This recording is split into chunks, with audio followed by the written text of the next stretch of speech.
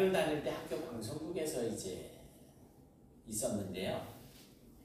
1년 선배님 중에 한 분이 군대를 입대를 했어요. 근데 그 이름도 당당한 보안사. 휴가를 나왔는데 시퍼런 이런 양복을 입고 뭐 머리도 그냥 길러가지고서 막 이렇게 그냥 막 기름을 발라 넘기고 이래가지고 멋은 있는 대로 짝대기 진짜 2개 달고 나와가지고 그래도 뭐 겁없이 도로 다니더라고요. 그래서 군대 간 건 맞느냐? 뭐 하는 곳이냐? 그랬더니 알면 다쳐 이러면서 보안사라는 이야기를 해서 처음 보안사라는 곳에 대해서 들어봤어요. 그래서 저도 그때 나도 군대 가면 보안사라는 데를 한번 들어가 앉아 있었으면 좋겠다 생각을 하고 훈련소 논산훈련소에 들어가가지고 기도 제목이 생긴 거예요. 하나님 나도 저 보안사 좀 보내주세요. 밤에 잠들기 전에 기도하고 아침에 눈 뜨면 보안사 하면서 기도를 했는데 어떻게 됐을까요? 네? 아닌 것 같아요. 아니 믿음이 부족하시네. 여기서 그렇게 기도를 하시고 내가 목사님이 그때는 목사는 아니었지만 기도를 했다면 뭐 좀 어떤 반응이 아닌 것 같은데.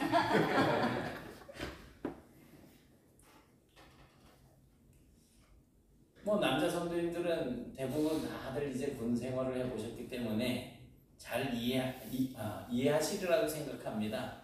뭐 당연히 안 됐습니다. 이 군대 훈련소를 들어가게 되면 이제 훈련을 받고 훈련이 마치게 되면 자대 배치를 받게 됩니다. 그런데 가끔은 헌병대에서 와가지고 키 크고 잘생기고 뭐 덩치 좋은 이런 사람들을 데리고 가요. 그리고 또 특수부대에서 와가지고 또 데리고 갑니다. 근데 저는 안 데리고 가는 거예요. 이제 뭐 있는데 제일 마지막까지 있다니 밤에 기차를 타고 가다 보니까 청량리까지 올라가고 논산에서 다시 원주로 내려오길래 야 이건 보안사보다 더 좋은 데 가는가 보다. 제천으로 가나? 이랬더니 원주에서 내려가지고선 있다가 제1군수지원사령부에서 이제 저 인제 쪽으로 가는 거예요. 신남까지 가가지고 거기서 이제 군복무를 마치고 왔는데 보안사보다 더 편하게 있다가 왔어요.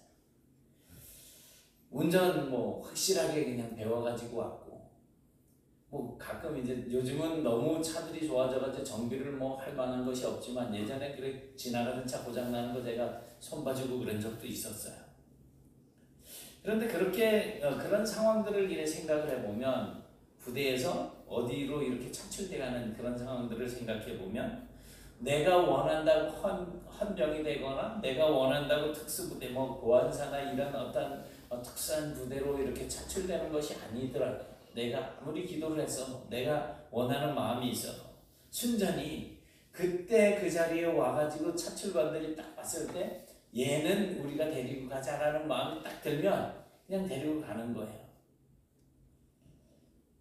군대에서 내 인생이 내 생각대로가 아니고 그 차출관의 뜻에 의해서 그냥 결정이 딱 되어지는 거죠. 성경에도 가끔 하나님께서 사람들을 선택하실 때 사람의 뜻이 아니라 하나님의 뜻대로 하나님의 목적을 위해서 사람들이 선택되어지는 경우들이 있습니다. 지난주 우리가 함께 말씀을 나누었던 베드로의 경우도 그리고 또 오늘 본문에 나오고 있는 온몸에 나병이 들린 사람의 경우도 그렇습니다. 그때 사람들은 보통의 경우에 이렇게 말을 합니다. 당신의 뜻대로 하시옵소서. 오늘 본문에서 나병 환자는 일반적인 다른 병자들과는 다르게 전혀 다른 방법으로 자신의 요구를 드러내고 있는 것을 봅니다. 이 나병 환자의 요구 안에는 엄청난 의미가 숨어 있습니다. 예수께서 한 동네에 가실 때에 온몸에 나병 들린 사람이 있어서 예수를 보고 엎드려 구하여 이르되 주여 원하시면 나를 깨끗하게 하실 수 있나이다. 기도가 우리 기도하고는 조금 다르지 않습니까? 이 사람은 예수님 앞에 서서 주여 원하시면 나를 깨끗하게 하실 수 있나이다. 그 예수님 앞에 가까이 갈 수는 없었어요. 왜냐하면 이 사람은 부정한 사람이었기 때문에 괜히 갔다가 돌 맞아서 그 자리에서 사망할 수도 있는 문제이기 때문에 아마 멀리 서서 소리를 질렀을 거예요. 근데 저 멀리 있는데도 엎드려서 구했다라고 말을 하죠. 이 온몸에 나병이 들린 사람은 자신이 다시 깨끗하게 낫고 싶은 그러한 간절한 욕망이 있었지만 사실은 자기의 병이 낫는 것보다 그것은 두 번째로 여기고 오히려 자신의 병이 낫고자 하는 그런 어떤 자신의 욕망이 더 중요한 것이 아니고 예수님의 의지, 당신이 원하시면 예수님의 의지가 더 중요하게 여겨지는 그러한 삶을 살고 있다는 거죠. 그렇다면 예수님은 어떤 동기로 이 나병 환자의 병을 낫게 해주셨을까요? 성경에 보면 나병이라고 하는 것은 우리가 흔히 말하는 문둥병을 이야기합니다. 이 나병은 한자로 문둥병라, 그래서 우리가 흔히 나환자촌 이렇게 이야기하죠. 그리고 병을 뜻하는 그 병자를 이제 합쳐서 가리키는 말인데 말 그대로 문둥병입니다. 글씨가 밑으로 좀 내려갔네요. 예전에는 우리나라에도 문둥병에 걸리면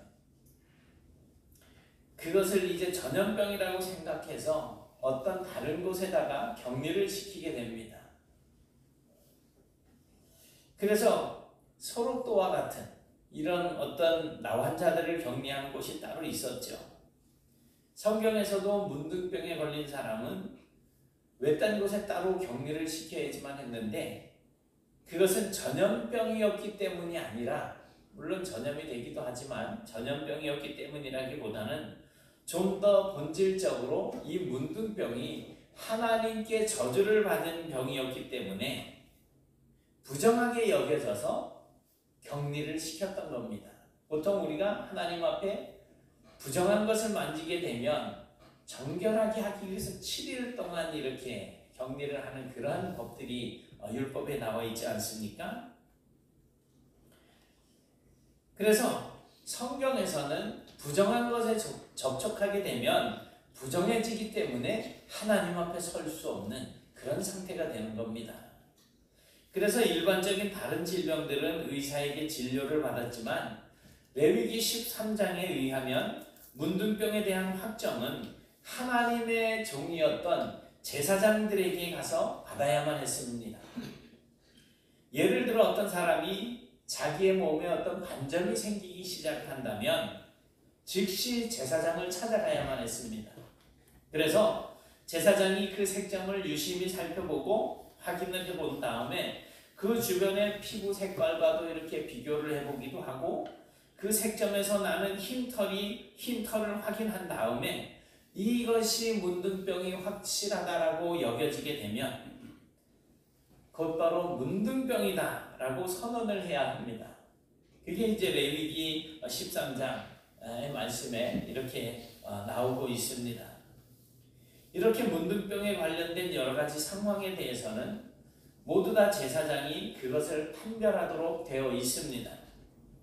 그리고 만약에 제사장의 판단이 문둥병이라고 확증을 하게 되면 그 사람은 곧바로 그 자리에서 전신에 자기의 옷을 찢고 머리를 풀어 헤치고 윗입술을 가리고 길거리를 가면서 부정하다 외쳐야만 했습니다. 왜냐하면 누군가 자기에게 와서 이 부정해지는 것을 예방하기 위해서. 그리고 그렇게 그 사람은 이제 일반 건강한 사람들이 살지 않는 곳, 즉 그 동네 바깥으로 나가서 혼자 거기에서 생활을 해야지 됐고 동네로 들어올 수가 없었어요. 그런데 만약 자신의 문둥병이 무엇 때문인지 몰라도 어떠한 이유 때문인지는 몰라도 자기의 병이 나았다는 생각이 들게 되면 본인이 반점도 없어졌고 어떤 이런 건강한 그런 증상들을 느끼게 되면 다시 자신의 문둥병이 나았다라고 하는 이 확증을 받아야지 됐는데 그 확증 역시 내가 낫으니까 가족에게로 돌아갈 수 있는 것이 아니고 제사장을 찾아가서 그 문둥병을 선포했던 그 제사장에게 자신을 다시 한번 보이고 확인을 받아서 문둥병이 나았다라고 하는 그 선언을 받아야만 했습니다. 그렇게 선언받은 사람은 일단 자신의 온몸에 털을 밀어댑니다. 다 밀고 7일 동안을 지켜봅니다.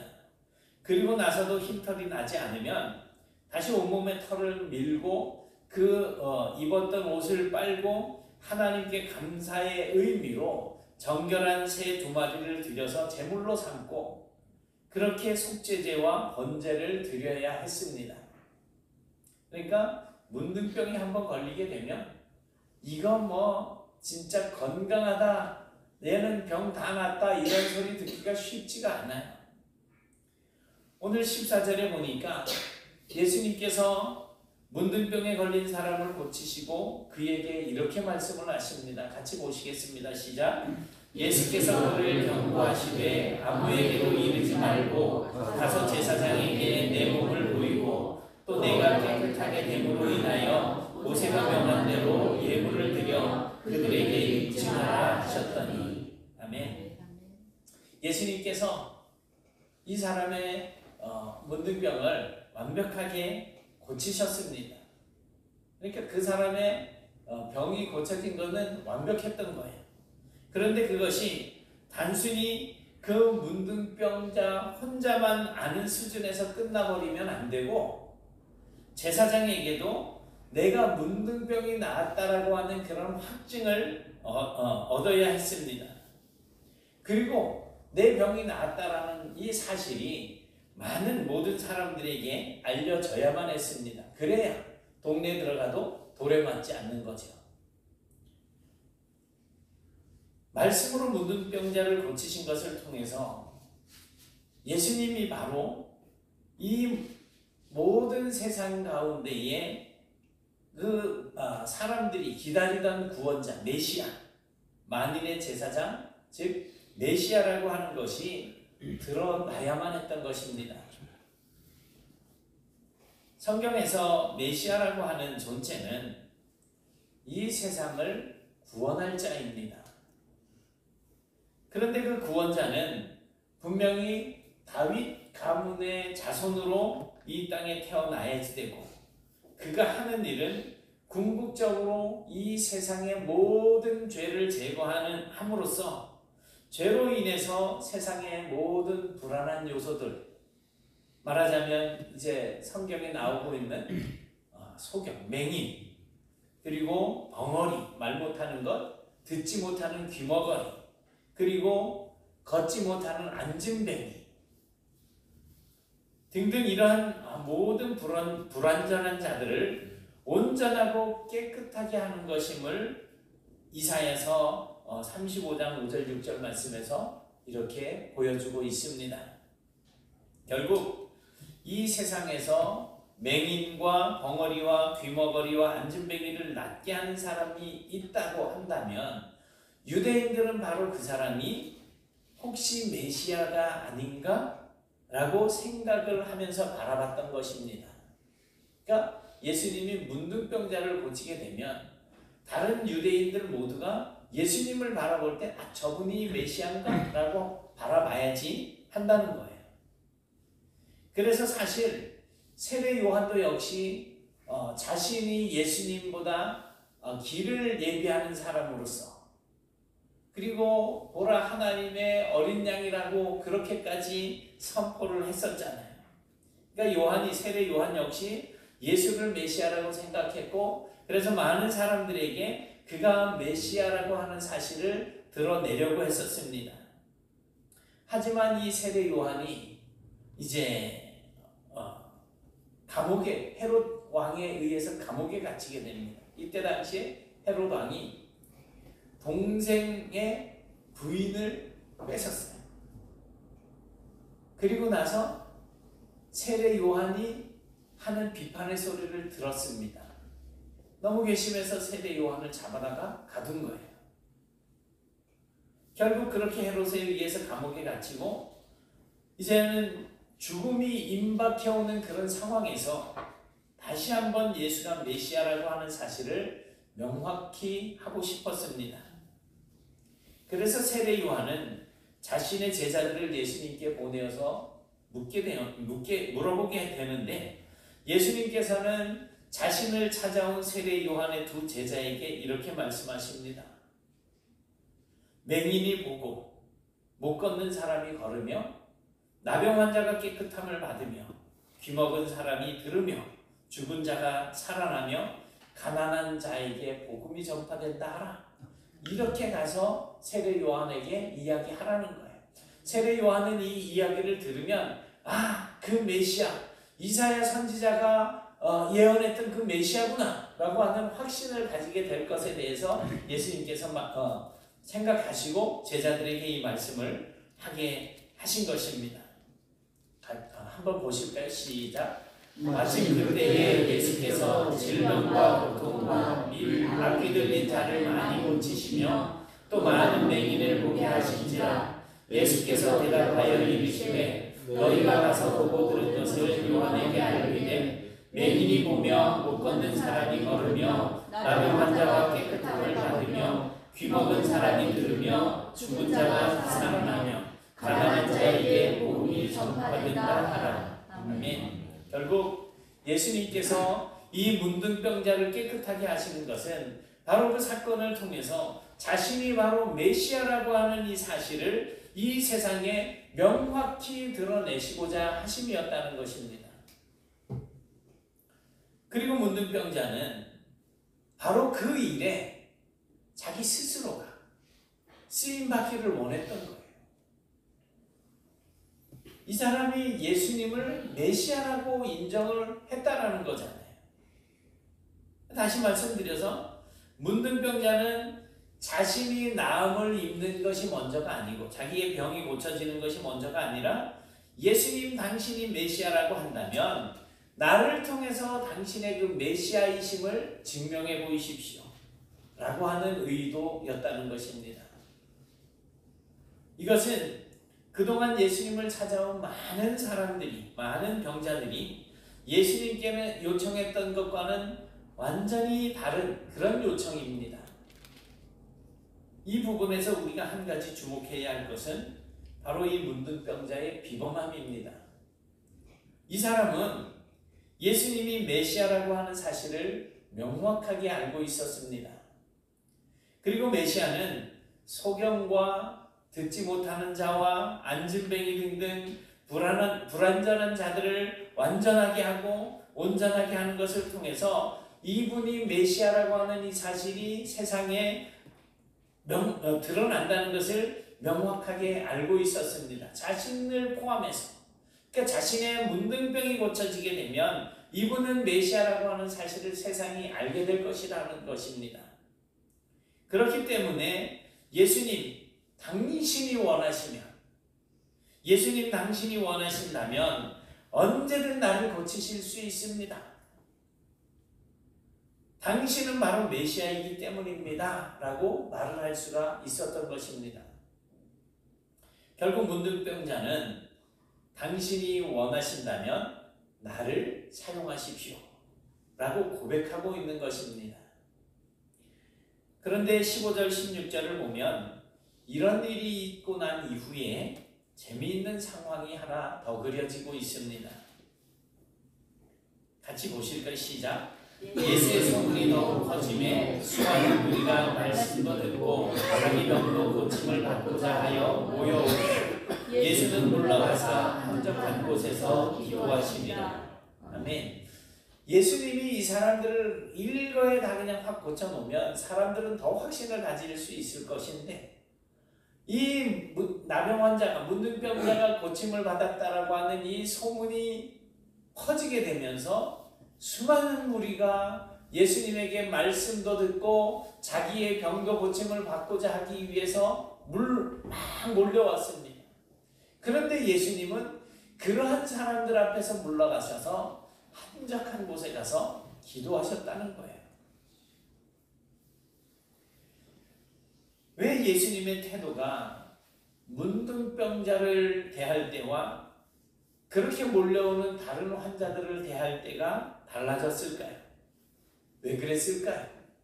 왜 예수님은 문둥병자와 수없이 몰려오는 저 많은 사람들 앞에 자신의 능력을 드러내면 훨씬 더 많은 널리 소문이 퍼질 수 있었을 텐데 왜 이렇게 대하는 것이 달랐을까요? 그것은 병자들의 자세 때문이었을 것입니다. 앞에 문둥병자는 예수님에게 자신을 도구로 써서 당신의 메시아 되심을 증명하라고 하는 이런 의미로 요청을 드렸지만 이 사람들은 내 병도 고쳐주세요 이거였잖아요. 우리는 인생을 살아가면서 다른 사람들에게 무엇인가를 요구할 때 나의 관점에서 이것을 해주십시오라고 말을 합니다. 심지어 우리가 하나님 앞에 기도할 때도 그렇게 기도를 하잖아요. 하나님 이거 해주세요. 하나님 저거 해주세요. 이거 주시옵고 해주시옵소서 이렇게 기도를 하잖아요. 하지만 오늘 문둥병자의 이야기에서는 그런 일반적인 관점이 전혀 다르게 이해가 됩니다. 이 사람은 자신이 원하는 것을 구하지 않고 오히려 주님이 원하시는 것을 하시도록 구했다는 거예요. 주님께서 원하시는 것 그것을 해주십시오라고 기도했다는 거예요. 주여 원하시면 나를 깨끗하게 하실 수 있나이다. 주님이 당신이 메시아라고 하는 사실을 저를 고치심으로써 증명하실 수 있습니다. 그 일을 하십시오라고 요청을 하는 거였습니다. 이런 관점에서 저와 여러분은 모두 이 세상을 살아가시면서 내 뜻을 이루기 위해서 사는 것이 아니라 하나님의 뜻과 하나님의 나라를 위해서 살아가는 사람들이라고 하는 이 사실을 반드시 기억하셔야지 됩니다. 마태복음 6장 33절입니다. 같이 보시겠습니다. 시작. 그런즉 너희는 먼저 그의 나라와 그의 의를 구하라. 그리하면 이 모든 것을 너희에게 더하시리라. 아멘. 오스왈드 스미스라고 하는 목사님이 30살 되던 해에 하나님께 이런 기도를 드렸다고 합니다. 주님, 많은 사람들에게 복음을 전하는 큰 교회의 목사보다도 전 세계를 돌아다니며 설교를 하는 인기 부흥 강사보다도 하나님의 뜻을 알고 그것에 따라 살아가는 목사가 되게 하여 주옵소서. 이 스미스 목사님은 오로지 하나님의 뜻에 맞고 하나님이 기뻐하시는 그런 목사님이 되기만을 바랐다는 거예요. 목회자로서 유명해지고 능력을 인정받고 싶은 마음이 왜 없었겠습니까? 그런데 그것보다는 하나님의 뜻에 맞추는 것이 더 중요하다고 생각을 했고 또 그렇게 하나님의 뜻에 맞추는 삶을 살았다는 것입니다. 그런데 하나님의 뜻에 맞추려고 노력한 이 목사님에게 놀라운 일들이 일어나기 시작합니다. 목사님이 심호하는 이 캐나다 토론토의 피플처치에는 정말 뜨겁게 부흥이 일어나게 되고 성도가 몇천 명이나 모여들게 되고 500명이 넘는 선교사를 파송하는 큰 교회로 성장을 하게 되었다는 것입니다. 그리고 스미스 목사님은 전 세계의 선교지를 돌아다니면서 이 복음의 중요성을 전하는 세계적인 부흥 강사가 되었습니다. 자기가 바라지 않고 하나님의 뜻에 맞추는 삶을 살려고 했는데 하나님의 뜻에 맞추려는 삶을 살 때 우리의 생각을 뛰어넘는 그런 역사가 하나님의 손을 통해서 이루어지게 되었다는 것입니다. 사랑하는 여러분, 우리는 아까 우리 유재선 장로님 기도하셨지만 정말 혼란스러운 세상, 혼란스러운 나라 안에 이렇게 살고 있습니다. 그럼에도 불구하고 우리는 이 세상에, 이 땅에 존재하고 있는 하나님의 백성들입니다. 하나님의 사람이에요. 그리고 우리에게는 마태복음 6장 33절에 이 명령이 있습니다. 오늘 이곳에 모여서 거룩하신 하나님을 예배하는 저와 여러분의 삶에도 내 뜻이 아닌 하나님의 뜻이 우리의 삶에 먼저 이루어지게 되기를 위해서 기도하실 수 있는, 오늘 본문에 나오고 있는 전신의 나병이 퍼져서 정말 모든 사람으로부터 소외당하고 혼자 쓸쓸히 살아가는 그런 환경 속에서도 예수님 앞에 서게 되었을 때에 예수님의 뜻을 구하는, 예수님께서 예수님의 일을 하기를 구하는 그런 사람이었던 것처럼 오늘 저와 여러분들도 그렇게 하나님 앞에 우리의 삶에서 내 뜻과 내 어떤 목적한 것들이 이루어지는 것이 아니라 하나님의 뜻과 하나님의 목적이 이루어지게 되기를 위해서 기도하실 수 있는 그런 우리가 되실 수 있기를 주님의 이름으로 축원합니다. 아멘. 사랑의 하나님 감사합니다. 주님께서 원하시면 제가 병이 고쳐질 수 있을 것입니다 라고 고백했던 이 나병 환자와 같이 저희들도 하나님 나의 이것을 들어주시고 이것을 해주시고 이런 것들을 더해 주십시오 라고 기도하기보다 하나님의 뜻을 먼저 마음에 담고 하나님의 뜻이 이루어지기를 위해서 기도할 수 있는 지혜와 능력들을 허락하여 주시기를 소원합니다. 하나님께서 함께 해주심으로 하나님의 뜻을 저희들을 통해서 세상에 나타내 주시고 이루어 주시고 그래서 우리의 병약한 몸과 또한 우리의 마음에 소원하는 모든 것들이 주님 뜻 가운데서 선한 길로 인도하여 주시는 하나님의 역사하신 가운데에서 저희들의 생각보다 뛰어넘는 하나님의 복과 은혜로 우리에게 누려질 수 있기를 원합니다.